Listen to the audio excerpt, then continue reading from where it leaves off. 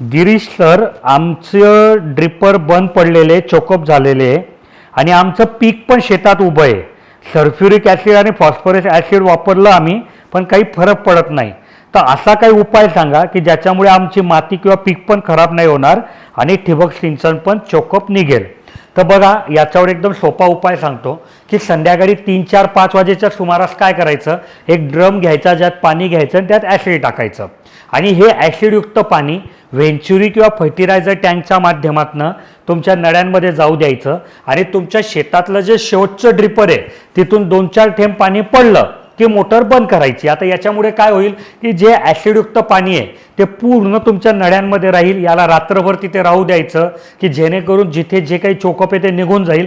आणि सकाळी काय करायचं, आधी फ्लशवॉल उघडायचा, मोटर चालू करायची, म्हणजे तुमच्या पाईपलाईनमध्ये जितकं पण ॲसिडयुक्त पाणी आहे तितकं बांधावर निघून जाईल. त्याच्यानंतर एंडकॅप उघडायचा प्रत्येक सरीमधल्या आणि फ्लशवॉल बंद करायचा. तर याच्यामुळे काय होईल की तुमच्या नळ्यांमध्ये जे ॲसिडयुक्त पाणी आहे ते पण तुमच्या शेताच्या बांधावर निघून जाईल आणि तुमच्या मातीमध्ये ॲसिड न आल्यामुळे ना माती खराब होईल ना तुमचं पीक खराब होईल.